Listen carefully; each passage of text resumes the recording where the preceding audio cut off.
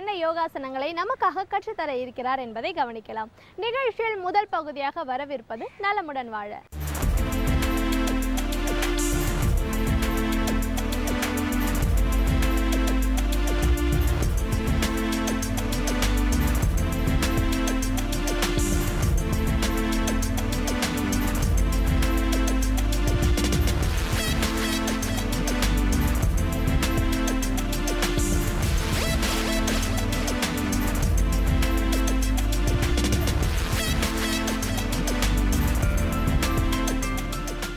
என் அருமை உலகத்தமிழ் மக்களே, தாய்மார்களே, பெரியோர்களே, சிறார்களே, அருமைச் சீடர்களே, யோக நண்பர்களே, யோக விரும்பிகளே, உங்கள் அனைவருக்கும் என் இனிய காலை வணக்கம்.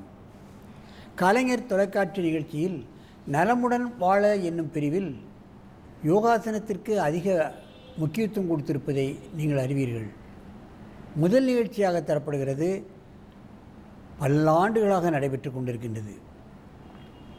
மக்களுக்கு இந்த நிகழ்ச்சி நல்ல பலன்களை கொடுத்து கொண்டிருக்கின்றது. மற்ற நிகழ்ச்சிகளெல்லாம் பார்க்கலாம், ரசிக்கலாம், மறைந்துவிடும். இந்த நிகழ்ச்சி மக்களை மறக்க வைக்காது, பழக வைக்கும், நல்லவர்களாக மாற்றும், கோபத்தை தணிக்கும், நினைவாற்றலை பெருக்கும், மக்களை மக்களாக வாழ வைக்கும், நல்ல குடிமகனாக ஆக்கி மற்றவர்களுக்கு சேவை செய்யக்கூடிய அளவுக்கு மனமாறுதலை உண்டு பண்ணும். அதுதான் நாம் இதில் கவனிக்க வேண்டியது. ஆகவே தான் இன்றைக்கு உலக மக்கள் எல்லோரும் இதை அங்கீகரித்து தலையிலே தூக்கி வைத்து கொண்டு கொண்டாடி கொண்டிருக்கின்றார்கள். அந்த நிலையில் இன்றைக்கு பாருங்கள், போதி ஸ்கூல் ஆஃப் யோகா சென்னை அண்ணா நகரில் முடிந்து 2 குழந்தைகள், தனிஷா 4வது வகுப்பு, ஜோஸ்னா 3வது வகுப்பு, அதன் ஆசிரியர் தசித்குமார் இவர்களை பழக்கியிருக்கிறார்கள். அற்புதமாக பாராட்ட வேண்டும்.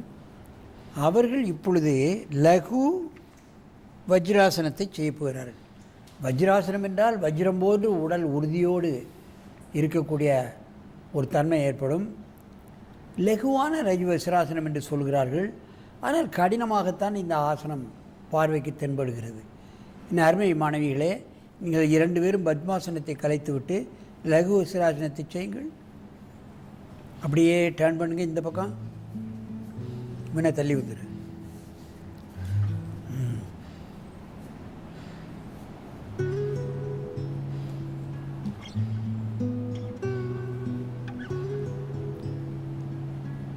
முதுகை எந்த அளவுக்கு வளைத்து தலையை காலில் வைத்துக்கொண்டு முட்டை பிடிப்பது என்பது இலகுவான காரியமில்லை. சிறு குழந்தைகள் கூட பயிற்சி செய்தால்தான் முடியும். எங்கே பெரியவர்கள் எங்கே செய்ய முடியும் என்று நீங்கள் கேட்கலாம்.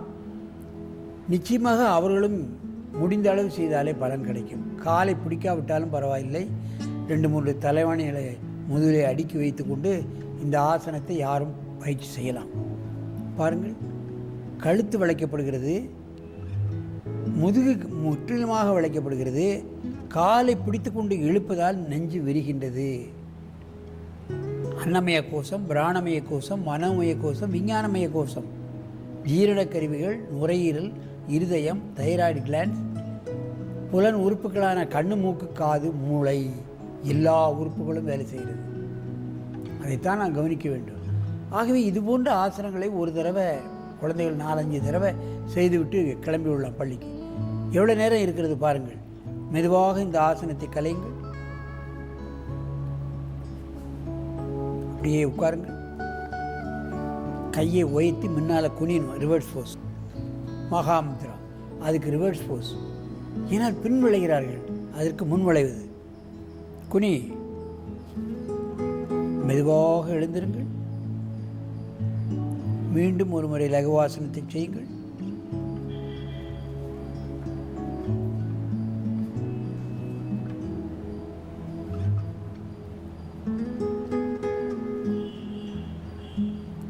இதில் நன்றாக மூச்சை இழுக்கலாம். நுரையீரல் விரிவடைந்து காணப்படுகின்ற காரணத்தினால் நன்றாக 4-5 மூச்சை இழுங்கள். லகு வஜ்ராசனம் திடமனதை ஏற்படுத்தக்கூடியது. மெதுவாக இந்த ஆசனத்தை கலையுங்கள்.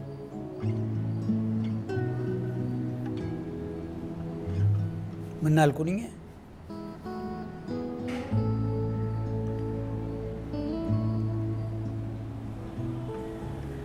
மெதுவாக எழுந்திருங்கள். என் அருமை பெரியோர்களே, தாய்மார்களே, மாணவர்கள் இந்த பயிற்சியை செய்வார்களானால் மற்ற மாணவர்களிடமிருந்து இவர்கள் வேறுபட்டு விடுவார்கள், அமைதியாகி விடுவார்கள், கோபதாபங்கள் வராது, கான்சன்ட்ரேஷன் அதிகமாக இருக்கும், பாடத்தில் கவனம் செலுத்துவார்கள். டியூஷன் எல்லாம் இவர்களுக்கு வைக்க தேவையே இல்லை. ஒரு தடவை படித்தாலே அவர்கள் மனதில் பதிந்துவிடும். அந்த மாதிரியான அற்புதமான நிலைகளெல்லாம் மாணவர்களுக்கு மாற்றம் தெரிவதையெல்லாம் நாம் பார்க்கலாம். ஆகவே இது போன்ற பயிற்சிகளை ஆரம்ப பள்ளியிலிருந்து இன்ஜினியரிங் கல்லூரி வரை கண்டிப்பாக இவர்களை செய்ய வேண்டும். ஏன் ஐஏஎஸ் அகாடமியில் இதை கட்டாயப்பாடமாக்கிறார்கள், போலீஸ் ட்ரைனிங் காலேஜில் கட்டாயப்பாடமாக்கியிருக்கிறார்கள், ஜுடிஷியல் அகாடமியில் எல்லா ஜட்ஜுகளுக்கும் அகாடமியாக இதை கண்டிப்பாக செய்ய வேண்டும் என்று உத்தரவிட்டிருக்கிறார்கள். அந்த நிலையில் இது ஏன் இதை மட்டும் செய்கிறார்கள் என்பதை நாம் கவனிக்க வேண்டும். உடலை ஆரோக்கியமாக வைத்துக்கொள்ளவும், மூளையை சரியாக இயங்க வைக்கவும், சரியான முடிவெடுப்பதற்காகவும் இந்த பயிற்சி எல்லோருக்கும் கட்டாயப்பாடமாக்கியிருக்கிறார்கள்.